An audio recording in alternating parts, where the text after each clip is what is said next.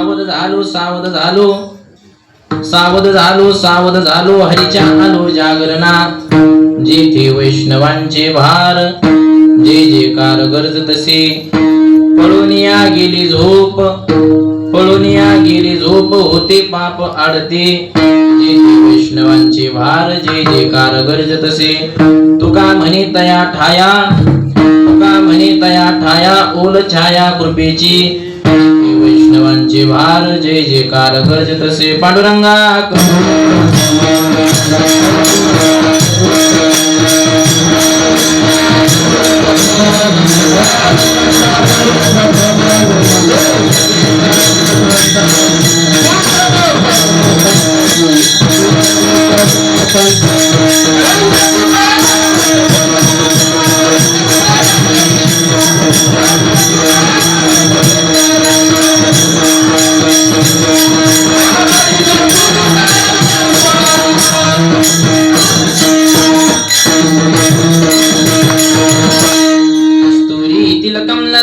पटले वक्षस्थले कौस्तुभम आसाग्रे वरमुक्तिकं करतले विकरे कंकणं सर्वांगी हरिचंदनं सुललितं कंठे च मुक्तावली उपस्त्री परिवेष्टितो विजयते भूपाल चूडामणि शरच्चंद्रबिंबाननं चारुहासं सत्कुण्डलाक्रान्तदण्डस्थलाङ्गं जपारागबिंबाधरं कंजनेत्रं ब्रह्मलिंगं भजे पाण्डुरंगं नमामि सद्गुरुं शान्तं सच्चिदानन्दविग्रहं पूर्णब्रह्मपरानन्द मीशमादन्दिवल्लभं नमो ज्ञानेश्वरा निवृत्ति उदारा सोपानदेवा मुक्ताबाई नमो त्रिभुवन पावनी अद्यत्रय जननी देवाची ओम नमो सद्गुरु निर्गुणा पार नाही तव गुणा बसुनी माझी आरसना हरि गुणा वर्ण विशरण शरण एकना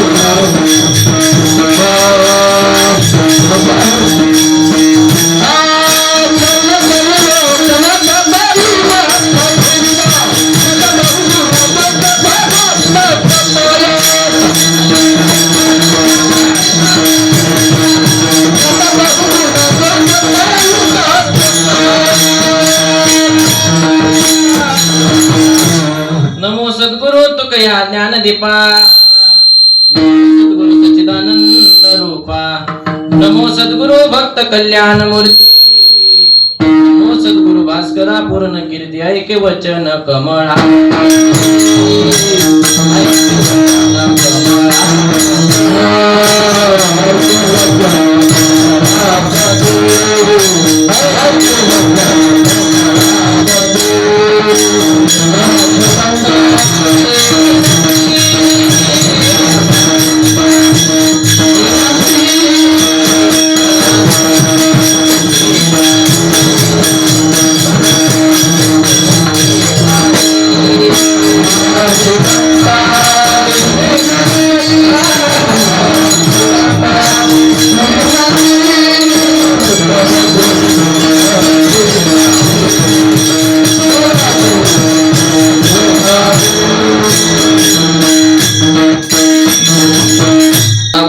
सावध झालो हरीच्या आलो जागरणा जेथे वैष्णवांचे भार जे जेकार गरज तसे प्रस्तुत कीर्तन रूपी सेवेकरता निवडलेला अभंग महान भगवत भक्त वैराग्याचे शिरोमणी देहूचे सुप्रसिद्ध साधू श्रीमंतचे श्रीमान जगद्गुरु तुकाराम महाराजांचा असून या अभंगातून जगद्गुरु तुकाराम महाराज आपल्या परमार्थिक जीवनाचा इतिहास सांगतात म्हणजे तुकोबा याने साधना काय केली आणि साधना करून तुकाराम महाराजाला साध्य काय प्राप्त झालं असा साधन आणि साध्याचा विचार मांडणारा अभंग आहे. विठ्ठल विठ्ठल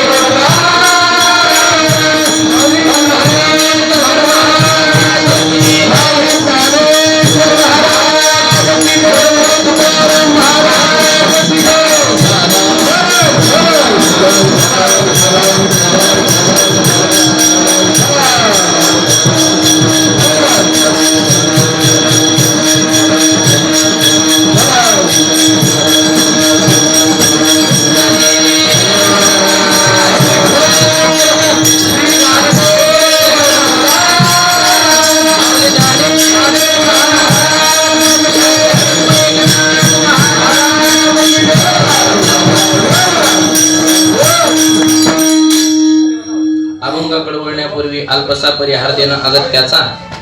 तो म्हणजे की पुण्यस्मरणानिमित्त हा कार्यक्रम चालू आहे. जोशी महाराज त्यांच्या मातोश्री यांच्या चौथ्या पुण्यस्मरणानिमित्त हा कार्यक्रम आहे. आणि राजपिपरीचा गेवराई तालुक्यातला, मी पण गेवराई तालुक्यातलाच, ते जोशी गिरी ते ब्राह्मण मी गोसाई.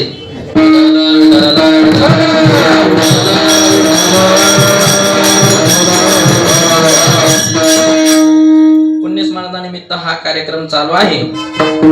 तशी माझी कीर्तन सेवा नव्हती, पण नारायण बाबाची काय दाढ दुखा लागली का काहीतरी झालं, त्यांच्यामुळं मला सेवा ती माझ्या वाट्याला आली. मग सगळ्याच्या चरणावर एकदा नतमस्तक होऊन सेवेकडे वळू. विठ्ठल विठ्ठल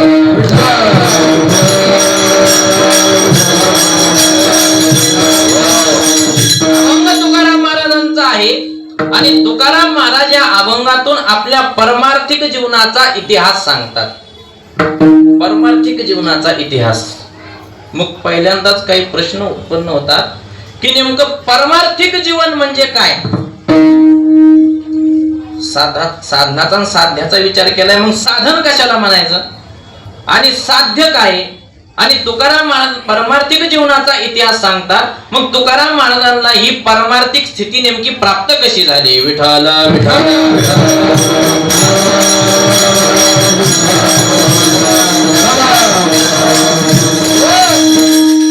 परमार्थिक जीवन कशाला म्हणायचं. जो परमार्थ साधतो, जो परमार्थ करतो, त्याला काय म्हणायचं. परमार्थिक जीवन म्हणायचं. सरळ उत्तर आहे. जो परमार्थ करतो त्याचं जीवन काय आहे. परमार्थिक आहे. पहिल्यांदा आपल्याला परमार्थिक जीवन पाहण्याच्या आधी परमार्थ शब्दाची व्याख्या पाहून. परमार्थ कशाला म्हणतात, काय परमार्थ. परमार्थ हे देवापर्यंत नेऊन घालण्याचं उच्च कोटीचं साधन म्हणजे परमार्थ. परमार्थ हे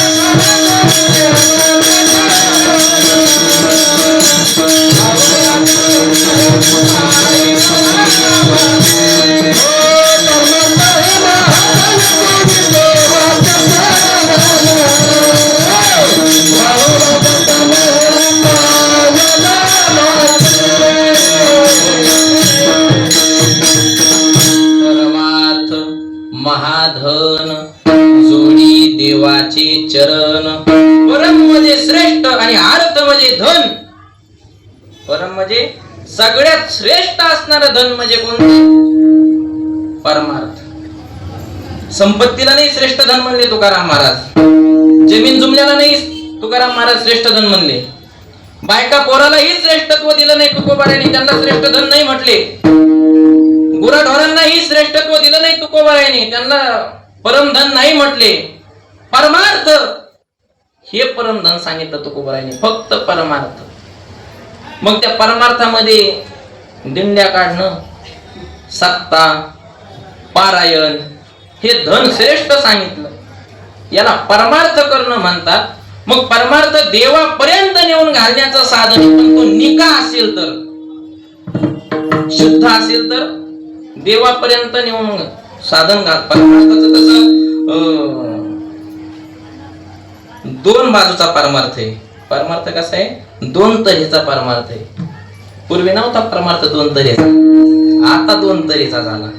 म्हणजे दोन तऱ्हेचा म्हणजे नेमका कसा? एक निका परमार्थ आणि दुसरा हिनकस परमार्थ. विठ्ठल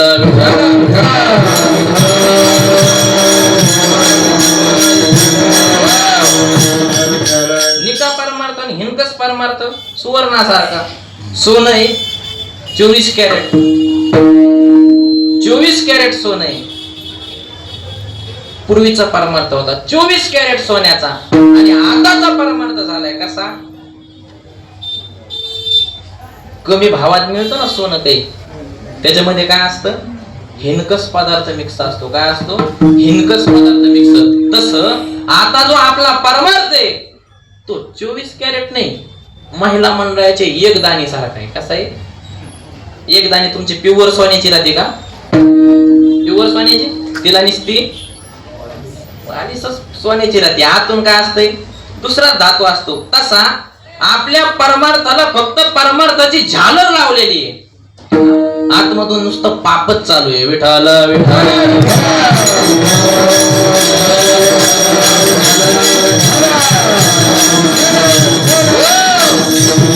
शुद्ध परमार्थ असेल तरच ते देवापर्यंत नेणारं साधन आहे.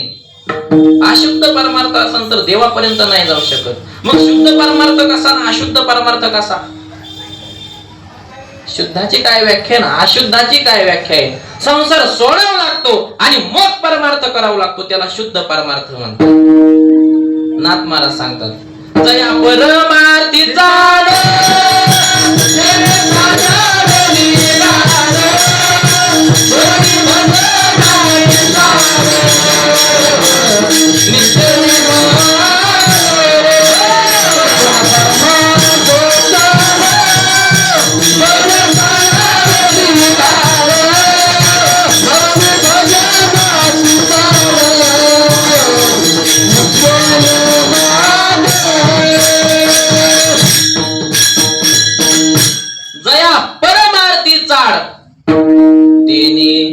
सांडावे लिगाड.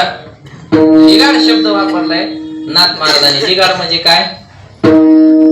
लिगाड म्हणजे बायका पोर, लिगाड म्हणजे जमीन जुमला, लिगाड म्हणजे गुरढोर, लिगाड म्हणजे पाहुणे रावळे. हे सगळं लिगाड आहे. लिगाड, लिगाड शब्दाचा अर्थ आहे संसार. हे काय करावं लागेल? आपल्याला सोडावं लागेल. लोक म्हणतात तुकाराम महाराजांनी 2 बायका केल्या तरी त्यांचा परमार्थ झाला नाही का? तू करून पाय ना, होतोय का तुझा? तू करून पाय. 2 एकच बायकोना परमार्थ होत नाही, वारीला येता येत नाही. आणि उदाहरण कोणाचं देतात? तुकाराम महाराजांनी जाळोनी संसार बैसलो अंगणी म्हणले तुकाराम महाराज. राग रांगोळ झाली तुकाराम महाराजा संसाराची. काय उरलं तुकाराम महाराजाकडे? तुकाराम महाराज परमार्थ करत नव्हते, संसार करत होते. त्यावेळेस तुकाराम शेठ होते. किती संपत्ती होती तुकाराम महाराजांची. आणि ज्या वेळेस तुकोबाराय परमार्थाला लागले त्यावेळेस तुकाराम महाराजांनी आपली परिस्थिती सांगितली. आम्ही सदैव सुडके, आम्ही सदैव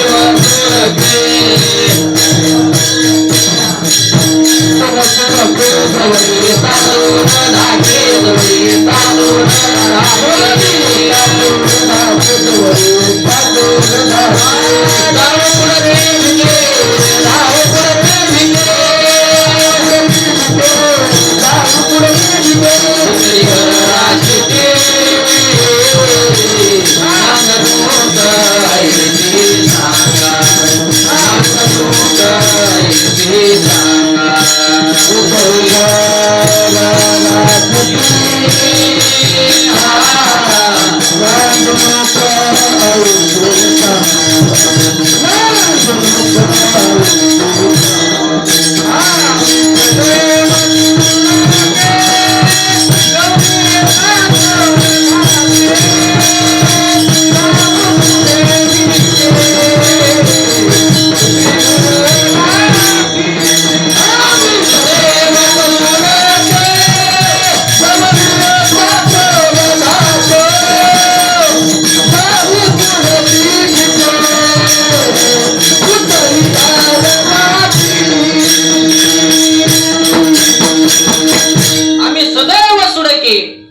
काहीच उरलं नाही तुकाराम महाराजाकडून. जिजामातेला घालण्याकरता एकच लुगडं होतं, आंघोळ करायच्या वेळी काढून ठेवायचं, आंघोळ झाल्यावर परत ते पण फाटलेलं.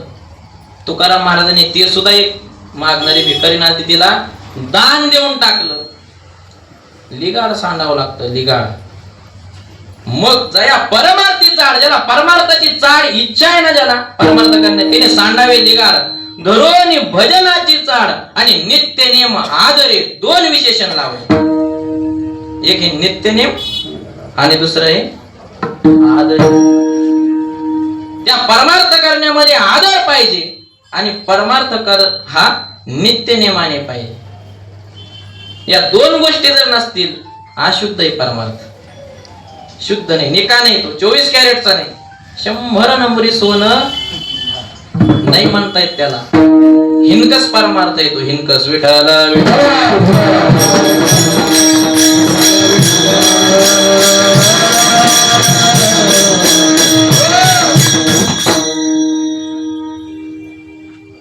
आणि नित्यनेमाने आदराने जर करत असतो तर मग तो कसा परमार्थ आहे? लिगाड सांडू ना. नाही तर इथं येऊन जर आपल्याला घरी पाऊस पडत नाही म्हणून सरकी वायाला जाईन याची जर चिंता लागत असेल, आता सुद्धा काही हिंडायला गेले असते. इथं येऊन त्या बाबांनी इतक्या लांबून तुम्हाला परमार्थ करण्याकरता आणलं, इथं येऊन सुद्धा आणखीन काही हिंडायला गेले असते. याला शुद्ध परमार्थ म्हणायचं का? निका परमार्थ. परमार्थ ज्याला विचारलाय तिथंच चुकलो आपण. परमार्थ विचारतो कोणाला? परमार्थ विचारणारा परमार्थ करणार आहे का? निका परमार्थ करतोय का तो? जो निका परमार्थ करतो त्याला परमार्थ विचारायला पाहिजे कसा करायचा. तोच निका परमार्थ करत नाही. राणी दुखिया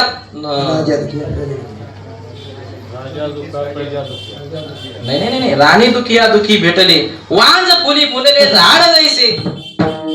त्यालाच रोग झालेला आहे, आतापर्यंत त्याचा रोग बरा झाला नाही, त्याला त्या रोगाचं औषधच सापडलं नाही आणि दुसऱ्याला झालेला, दुसऱ्यालाही तोच रोग झाला, तो त्या रोग्याकडे गेला. त्याला काय म्हणे?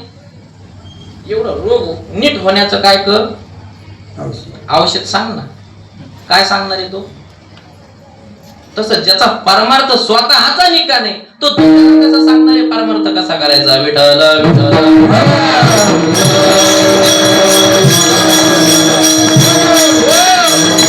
पाणी पिओ छान के गुरु करो. कशामुळे कबीर महाराजांनी कशामुळे सांगितलं हे? गुरु कसा करायचा सांगितला? गुरुच तंबाखू खात असला तर शिष्य काय करणार? शिष्य त्याला एक विडा मळून देणार, स्वतः एक म्हणून खाणार. मग परमार्थ कोणाला विचारणार? जो कीर्तनाचे 25-25 हजार रुपये घेतो त्याला आपण परमार्थ विचारलाय. ठरवून आम्हाला 25,000 द्या तरच आम्ही कीर्तनाला येतो, आपण त्याला परमार्थ विचारलाय. ज्याला पंढरपूरची वारी माहित नाही, कीर्तनाच्या तारखेमुळे जो पंढरपूरला सुद्धा येत नाही वारीला, आषाढी बुडतो, कार्तिकी बुडतो, त्याला आपण विचारतो परमार्थ कसा करायचा. काय सांगणार आहे तो परमार्थ? आणि त्यांनी सांगितलेल्या परमार्थाने आपली सद्गती होईल. काय वाटतं तुम्हाला? सद्गती होईल? अधोगती होईल, अधोगती. विठ्ठल विठ्ठल.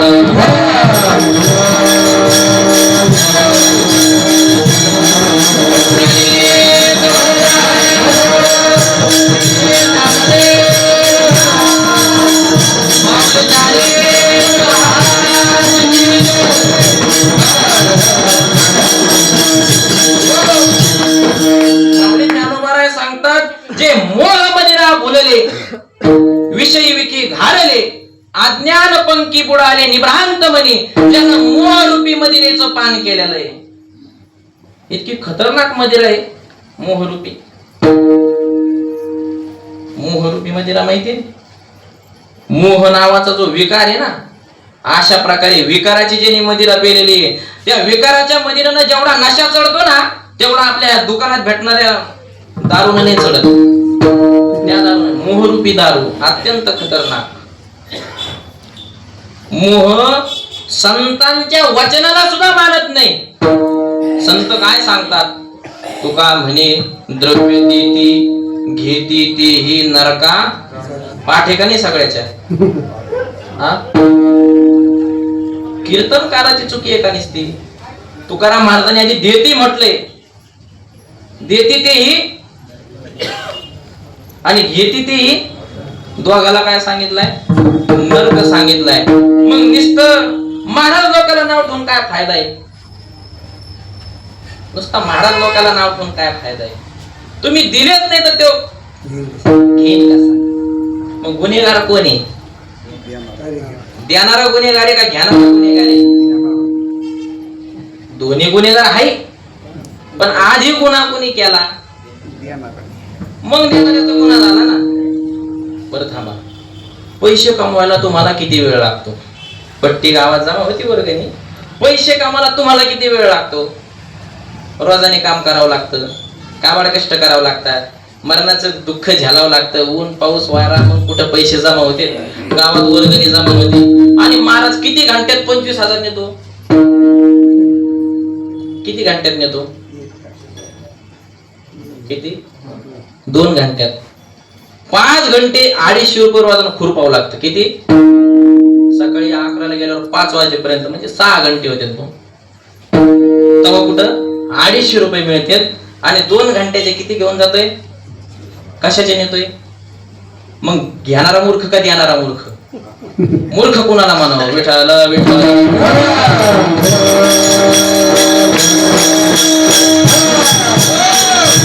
आपण आपल्या पायावर कुऱ्हाड मारून घेतोय. अमंगळवाणी नाही ऐकवते. तुकाराम महाराज सांगतात, अमंगळवाणी जर असेल ना, कानाने तिचं श्रवण सुद्धा नाही करायचं सांगितलं. कीर्तनामध्ये आईन बाप सांगायचं, कीर्तनाची गादी, आई वडील सांगण्याची गादी.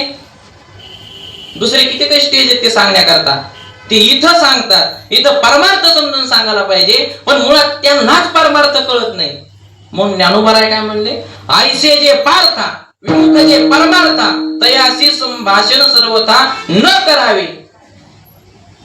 अशा प्रकारचे जे महाराज लोक आहेत ना, तयाशी संभाषण सर्वथा, त्यांना ते परमार्थ विचाराचं तर लांबच राहिलं, त्यांना बोलू सुद्धा नका. विठ्ठल विठ्ठल.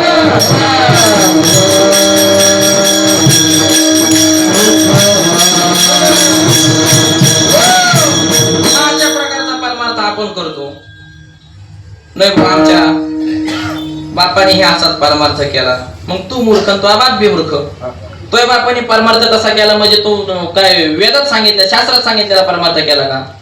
शास्त्र विहित जर कर्म असेल तर त्याला आपण पुढे मान्यता देऊ शकतो. पण शास्त्र निषिद्ध असेल, मागचा चुकला, आणि ते शास्त्र निषिद्ध म्हणजे शास्त्राने जे करायचं सांगितलं नाही ते त्यानं केलंय, आणि आपण त्याचं अनुकरण केलं, आपण काय स्वर्गाला जाणार आहे का?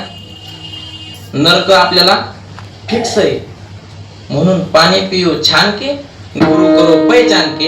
अशा प्रकारचा जर शुद्ध परमार्थ केला, नित्यनेम आदरे असा जो लिगाड सांडून शुद्ध परमार्थ केला, त्याला शुद्ध परमार्थ म्हणतात. आणि अशा प्रकारचा शुद्ध परमार्थ जो करतो त्याचं जीवन परमार्थ. विठ्ठल विठ्ठल.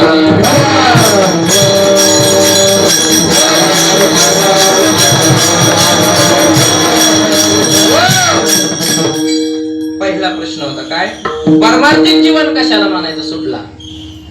दुसरा प्रश्न आहे, तुकाराम महाराजांनी त्यांना साध्य प्राप्त झालं, परमार्थिक जीवनामध्ये साध्य प्राप्त झालं, पण ते साध्य प्राप्त होण्याकरता तुकाराम महाराजांनी साधना काय केली? साधन काय केलं? साधन कशाला म्हणायचं? सरळ भाषेत व्याख्या जर पाहिली, साध्यापर्यंत जे नेऊन घालतं त्याला काय म्हणतात? तुम्ही पंढरपूरला गावाहून इथपर्यंत आले, कशात आले? गाडी गाडीत आली. मग गाडी इथपर्यंत येण्याचं काय झालं आणि पंढरपूर हे काय झालं साध्य झालं. म्हणजे जे हे साध्यापर्यंत नेऊन घालत त्याला काय म्हणायचं विठ्ठल विठ्ठल.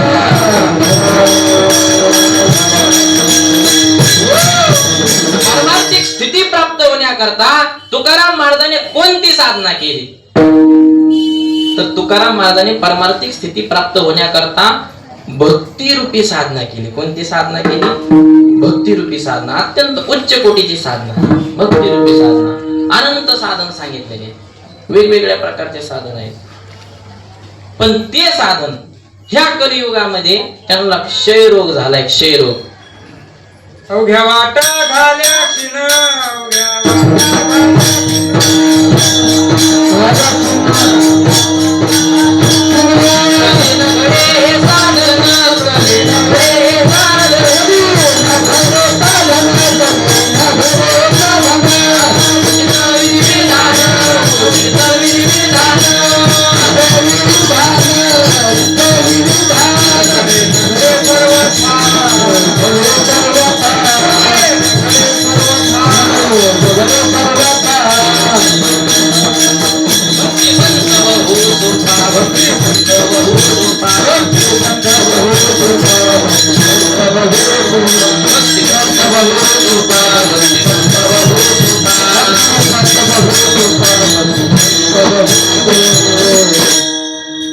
अवघ्या वाटा झाल्या क्षीण. अनेक प्रकारचे साधन सांगितले पण सगळ्या साधनाला क्षय रोग झालाय. काय झालाय कॅन्सर. क्षयरोग म्हणजे कॅन्सर. ह्या कलियुगामध्ये योग याग हे यज्ञ केल्या जातात. ज्ञान मार्ग हे जे मार्ग आहेत ह्या मार्गाला काय झालाय हो कॅन्सर झालाय. कॅन्सर कलियुगामध्ये नाही चालत. कलियुगामध्ये फक्त भक्ती हे साधन सांगितलेलं आहे. कलियुगा माझी करावी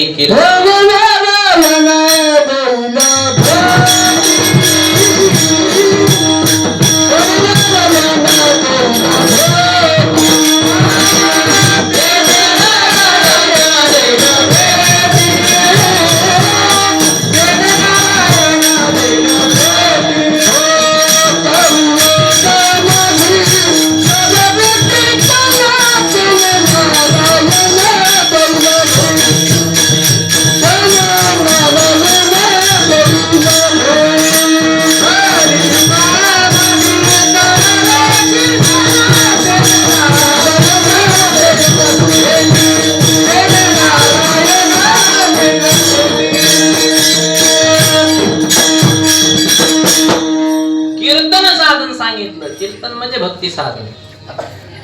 9 प्रकारची भक्ती सांगितले. त्यामध्ये दुसऱ्या नंबरची जी कीर्तन भक्ती आहे ती कीर्तन भक्ती तिचा अवलंब कोणी केला आपल्या संतांनी केला. तुकाराम महाराजांनी केला. भक्ती साधनाचा अवलंब केला. मग अनेक मार्ग सांगितले पण मग संतांनी सांगितलं तुम्ही काय करा अनेक नका करू चेष्टा वाल कष्टावर पडी.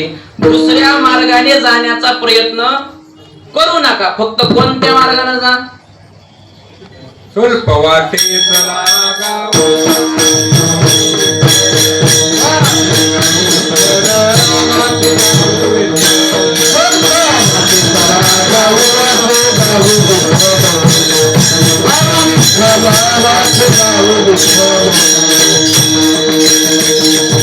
भक्तिपंथ बहु सोपा सांगितला. बहु सोपा म्हणजे किती अत्यंत सोपा. दुसरं काही करण्याची गरजच नाही. शरीर शोषण प्राण निरोधन मनोजय हठ योग बुध पीडन कुंडलीने कलिमल दलभंग ऊर्ध्ववायूचा श्वेत तोडूने करिभुवन भंग ब्रह्मरंध्रे मिसळे परिमोक्षोदंग. ओम नमो भगवते रामकृष्ण वासुदेवा. कठीण साधन सांगितलं. योग साधन अत्यंत कठीण साधन आहे. आता आपल्याला 2 तास कीर्तनात बसणं होत नाही साधी मांडी घालून. मग योग कधी साधणार आपण. माऊली ज्ञानोबा अष्टांग योगेन सेनी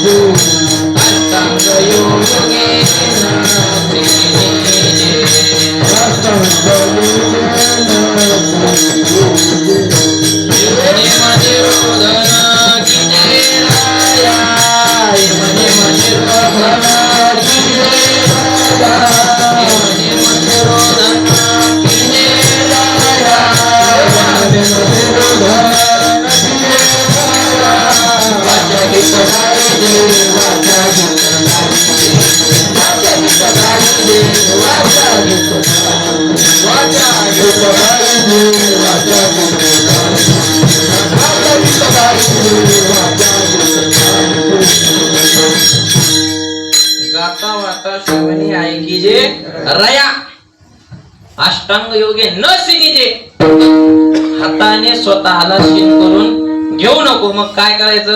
वाचा गीत गाईजे, वाचा गीत गाईजे. गीत गाईजे म्हणजे पिक्चरचे गाणे नाही गाईजे.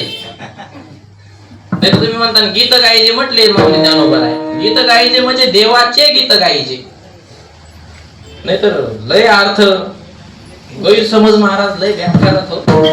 लय गैरसमज लोकांना कधी कधी प्रमाणात अत्यंत गैरसमज होतो. आता एक जुनी कथा आहे. मोबाईल वगैरे त्यावेळेस नव्हते.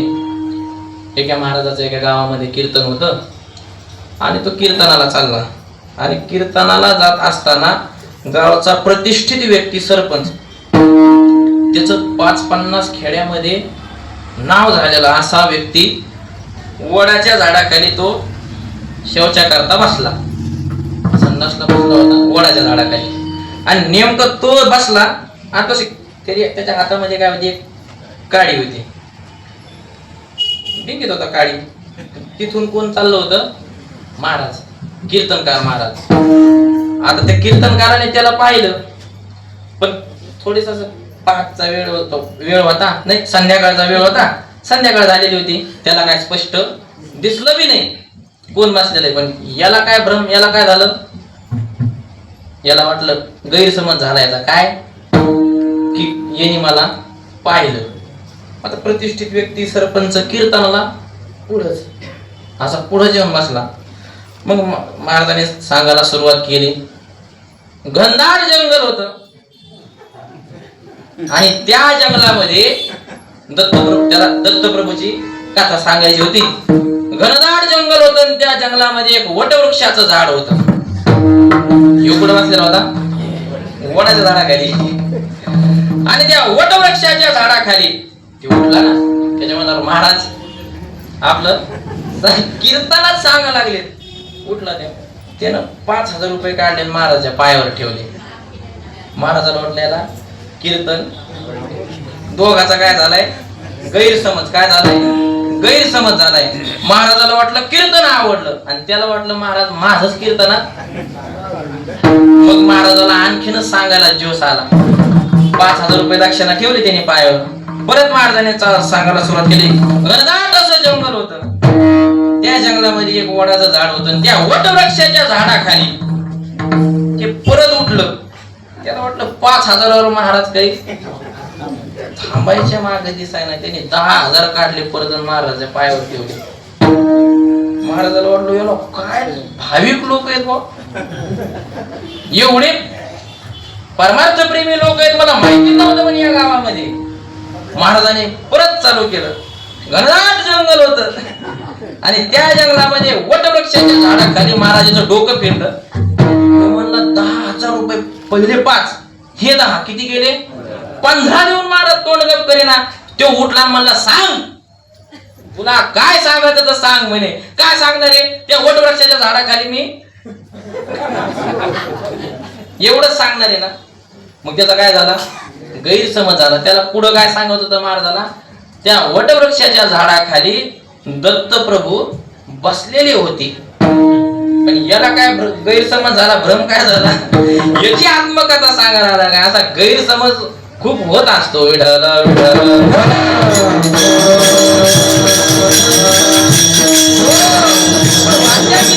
म्हणजे देवाचं नामस्मरण करा. जप तप अनुष्ठान व्यर्थ कासया करणे, तीर्थव्रत मनी मन लगे दैवता धरणे, आसन मुद्रा ज्ञान ध्यान न लगे वाराणसी मरणे, केशव माधव अच्युत वदता होय पातक हरणे. ओम नमो भगवती राम कृष्ण वासुदेवा. जप करायची गरज नाही, तप करायची गरज नाही, अनुष्ठान करायची काहीच करायची गरज नाही तुम्हाला. फक्त मुखानं विठ्ठल विठ्ठल रामकृष्ण हरी विठ्ठल केशवा मंत्र हा जपावा सर्व काळ. फक्त एवढंच करायचं. हे कोणतं साधन आहे? भक्ती साधन आहे. आणि हे साधन तुकाराम महाराजांनी केलं होतं. विठ्ठल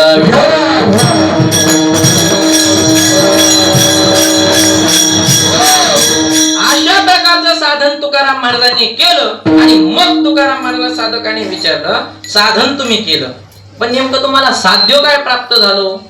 मग तुकाराम महाराजांनी साध्य सांगितलं काय? मुक्ती. एवढ्या मोठ्या साधनाचं फळ काय मिळालं? सच्चिदानंद स्वरूप झालं. आत्यंतिक दुःखाची निवृत्ती आणि परमानंदाची प्राप्ती. जेवढं हे दुःख होतं ना माझ्या जीवनामध्ये, जेवढं दुःख होतं हे सगळं आता काय झालंय? नष्ट झालं. नष्ट. आता केवळ माझ्याकरता काय राहिलंय? सुख राहिले. मला मोक्ष प्राप्त झाला. हे तुकाराम महाराजाला मिळालेलं साध्य आहे. विठ्ठल विठ्ठल.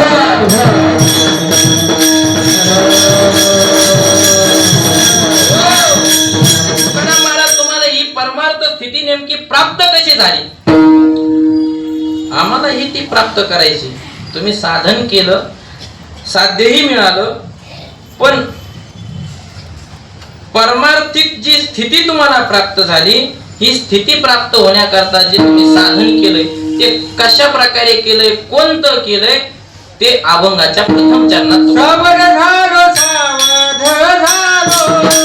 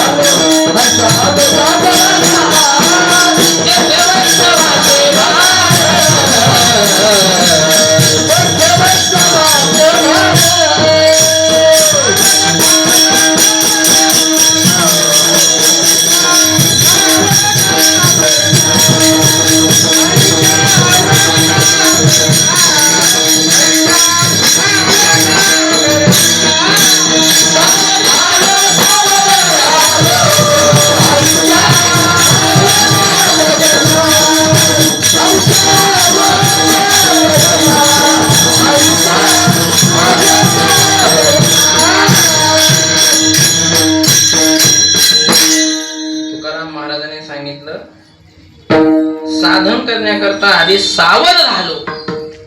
सावध झालो, हरीच्या आलो, जागरणा. ही तुकाराम महाराजांनी साधना केली. त्यांचा इतिहास सांगतात तुकाराम महाराज. मी परमार्थात कसा आलो? अगोदर मी सावध झालो आणि मग हरीच्या जागरणा आलो. मग तुकाराम महाराज तुम्ही नुसतं असं म्हणायचं ना सावध झालो.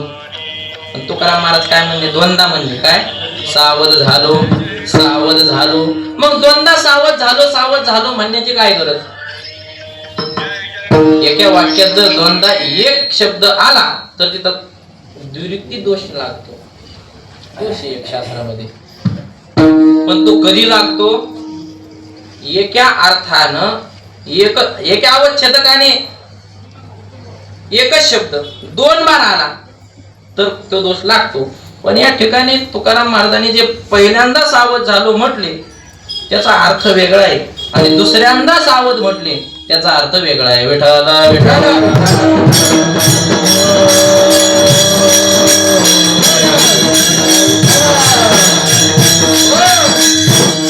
मग पहिल्यांदा सावध झालो म्हटले तुकाराम महाराज आणि दुसऱ्यांदा सावध झालो म्हटले. मग काय अर्थ आहे बुवा?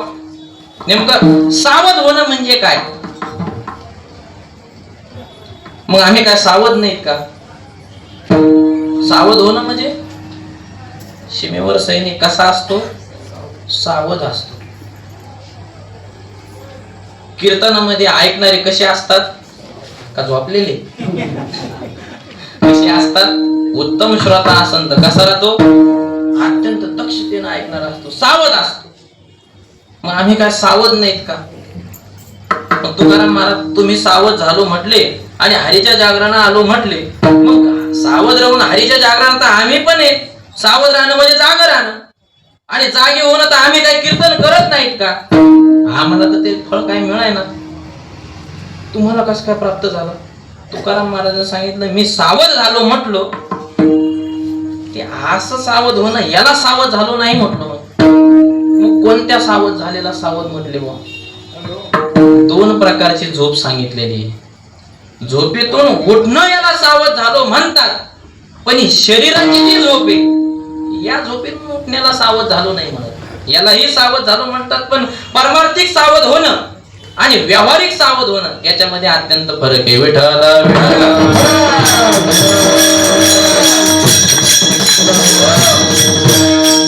जो व्यावहारिक सावध आहे तो परमार्थामध्ये सावध असं काही नाही.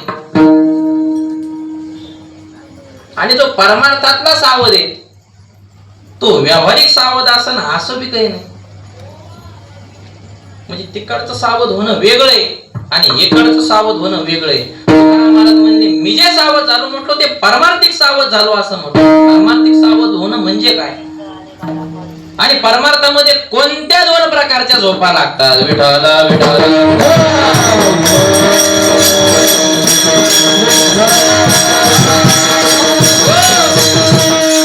परमार्थामध्ये 2 प्रकारच्या झोपा असतात. एक कर्तव्याची झोप आणि दुसरी स्वस्वरूपाची झोप.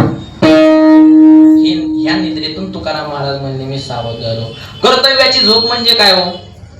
या मृत्यू लोकामध्ये आपण जन्म घेतला, नरदेह आपल्याला देव दुर्लभ नरदेह आपल्याला मिळाला. मग या नरदेहामध्ये आल्याच्या नंतर मनुष्याचं कर्तव्य काय? संसार करणं, बायका पोरं सांभाळणं, शेती करणं, गुरढोरं सांभाळणं, पाहुण्या रावळ्याच्या लग्न कार्याला जाणं, कुणाच्या मौतीला जाणं, हे मनुष्याचं कर्तव्य एका नरदेहाला आल्याच्या नंतर. आयुष्याच्या साधने सच्चिदानंद पदवी घेणे हे कर्तव्य. हे काय कर्तव्य? आणि या कर्तव्याच्या ठिकाणी सगळे गाढ झोपलेले गाढ. दुसरं सावध झालो तर हे तर स्वस्वरूपाच्या झोपेतून उठण्याकरता म्हणले तुकाराम महाराज. आधी कर्तव्याच्या झोपेतून उठावं लागतं, मग स्वस्वरूपाच्या झोपेतून उठतो माणूस. आपण कर्तव्याच्या झोपेत गाढ झोपलेलो आहे, गाढ झोपलेलो आहे. कर्तव्य आपण विसरलेलो आहे. मग कर्तव्य काय? सच्चिदानंद स्वरूप होऊन जाणं, मोक्ष प्राप्त करणं, देव प्राप्त करणं, हे काय कर्तव्य. आणि या कर्तव्याच्या ठिकाणी मी काय झालो? सावध झालो. या झोपेतून मी उठलो. आपण या झोपेमधून उठलेलोच नाही. मग संतांनी काय संसार केला नाही का? मग आता आपण संसार करतो, संतही संसार करतात. पण संत कर्तव्याच्या ठिकाणी जागे आहेत बुवा, आणि आपण कर्तव्याच्या ठिकाणी जागे नाही असं कसं काय म्हणता येईल? त्यांच्या घरात जे चालू आहे तेच आमच्या घरात चालू आहे ना. मग संत सावध झाले आणि आम्ही सावध नाही असं कसं म्हणता येईल? विठ्ठल विठ्ठल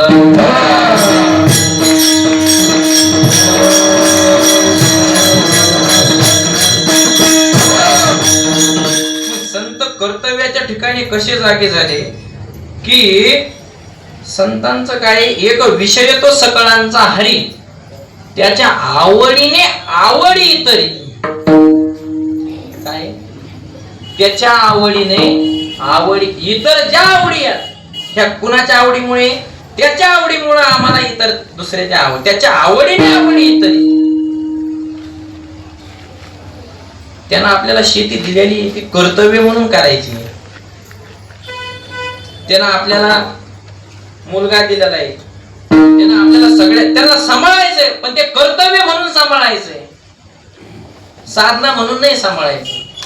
परमार्थिक साधना करणं हे कर्तव्य आहे आणि मुलाबाळाला परमार्थिक साधना करणं ही साधना आहे आणि मुलाबाळाला सांभाळणं हे आपलं व्यावहारिक एक कर्तव्य आहे. आपण काय केलं? त्या बाळाला सांभाळण्याला काय करून घेतली? साधना करून घेतली. मुलाबाळाला सांभाळणं, जमीन कसणं याला आपण काय करून घेतलं? साधना करून घेतलं. आणि हे आपलं व्यावहारिक कर्तव्य असल्यासारखं. मग हे आपल्याकडून सगळं उलट व्हावं लागलंय. पण संतांचं तसं होतं का? संत तसं नव्हते करत ना. आपण संसार करता करता राम म्हणतो आणि संत राम म्हणता म्हणता संसार करतात. हे त्यांच्या आपल्या परमार्थामधला फरक आहे. मग ते कर्तव्याच्या ठिकाणी जागे होणं आणि आपण आपल्या कर्तव्याच्या ठिकाणी जे जागे याच्यामध्ये अत्यंत फरक आहे. मग तुकाराम महाराज म्हणले तसल्या कर्तव्याच्या झोपेतून उठलो म्हणजे एकदा सावध झालो. विठाला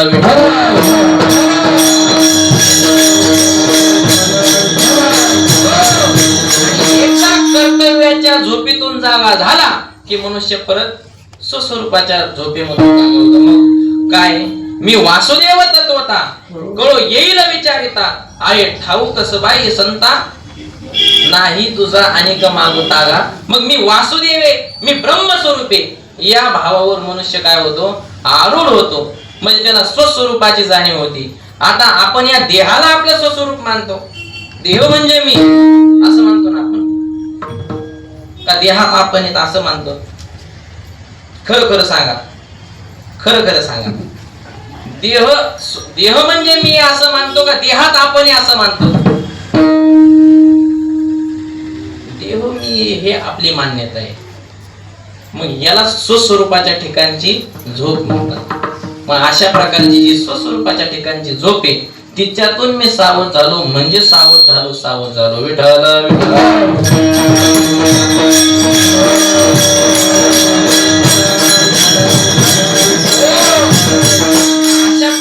आम्हालाही सावध व्हायचंय. अशा प्रकारे काय करायचंय? आम्हालाही सावध व्हायचंय. तुम्ही कसे सावध झाले? तुकाराम महाराज म्हणले अशा प्रकारचं सावध होण्याकरता मी आधी काय झालो?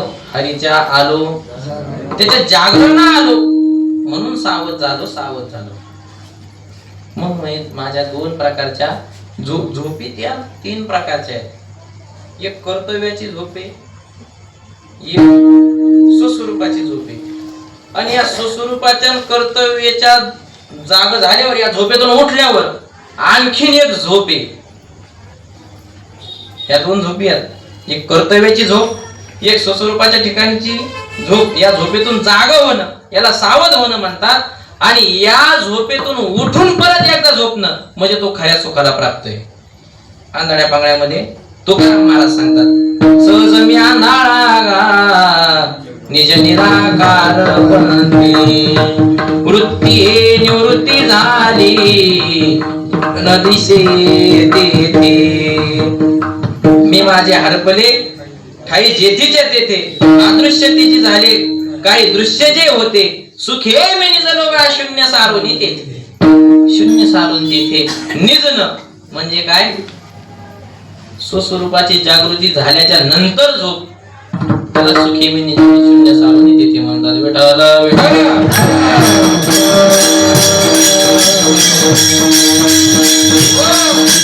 म्हणजे मी ब्रह्म आहे. दुसरी जी स्वस्वरूपाची झोप आहे ना त्या झोपेतून सावध होणं ना म्हणजे मी ब्रह्म आहे या पदावर आरूढ होणं. आणि त्या मी ब्रह्म आहे या पदावर आरूढ झाल्याच्या नंतर मी ब्रह्म आहे ही भ्रांती सुद्धा निघून जाणं म्हणजे शून्य सारून निजणं. याला शून्य सारून निजणं म्हणतात. मग अशा प्रकारे मी पहिल्यांदा हरीच्या जागरण आलो आणि मग सावध झालो सावध झालो. विठाला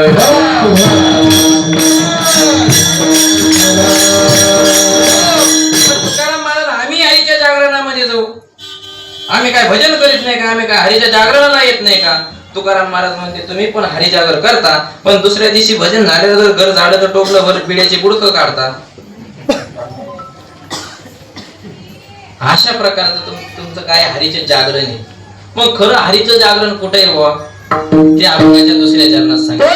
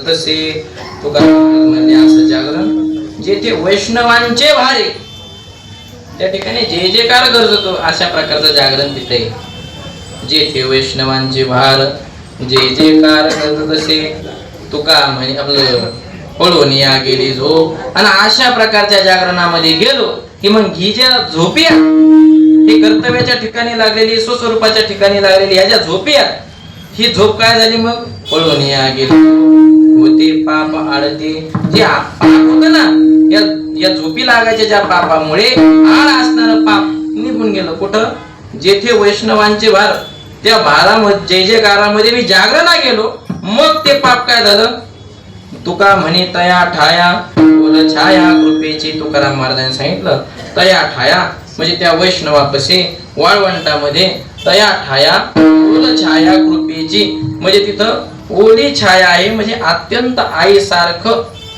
संत काय करतात अत्यंत आईसारखं कुरवाळून कृपा करून आपल्याकडून काय करतात भक्ती करून घेतात. ओल छाया कृपेची अत्यंत कृपाळू असतात जेथे वैष्णवांचे भार जे जेकार गरज तसे विठोबार कुमार